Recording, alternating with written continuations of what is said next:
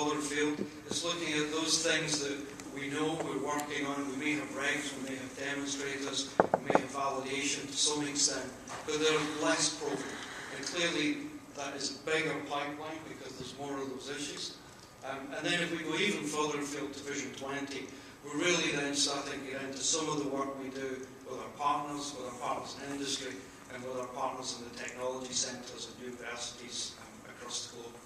And here we're trying to look much further afield to the future, and we're trying to look at emerging technologies and things that we believe could be applicable, and as time goes on, fall into Vision 10 and fall into Vision 5.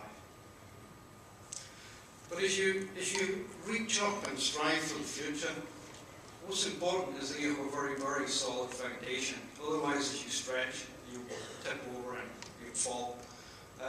We believe we have that solid foundation. That foundation for Rolls-Royce is our Trent family.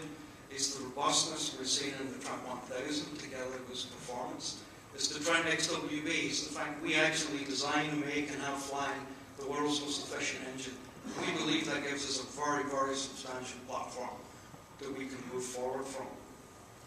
And we couple those things with what we're doing in our research programs and our demonstrators, and we're trying to feed that technology both into existing programs but into future programs and into what you can see from this file we refer to as our advanced engine concept and then beyond.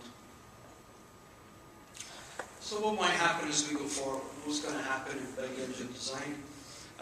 So my view is I think we will see the trends that we've seen for the last decade continue. We will see fan diameter and clearly turbine diameter, which likes the fan diameter, increase. The drive for that, as we all know, is propulsive efficiency. It also has the advantage to reduce noise as propulsive efficiency increases. But it clearly has a disadvantage. The disadvantage is you make the system bigger, and obviously the weight increases. I think the trend of reducing core size will also continue. Reducing core size again helps with propulsive efficiency. It helps actually drive down weight as you make the core smaller.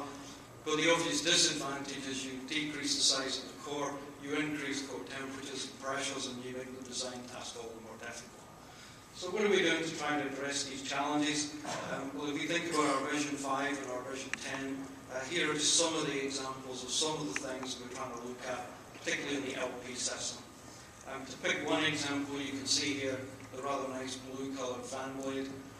We have, as I've mentioned before, a unique advantage in Rolls-Royce. We have a titanium diffusion fan blade concept that is exceedingly light. But as the fan diameters increase into the future, we believe we will need to start looking at composite fan blade systems and casings.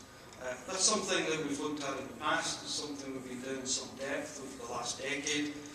We're at the stage now where we have a composite fan blade system that we will fly on a demonstrator engine this year. So we're very close to completing our validation program on that system. And you can see many other examples there. And the core system, similarly, there are a host of issues that we continue to work on. Clearly, continuing to improve the aerodynamics in our core engine is essential.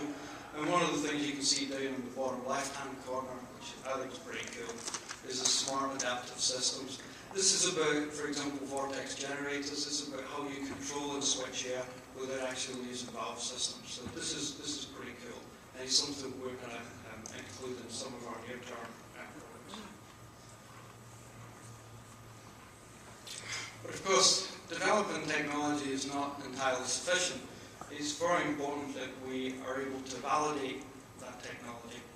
And this tries to illustrate some of the ways in which we validate our designs. Clearly, one way to validate design is through analysis. We have some very comprehensive analysis tools and suites, as I've showed to my other friends from the big engine business. But the rubber hits the road when you actually test something. And if the computer was working, we'd see some really super cool video here, but you have to just put up with the view file.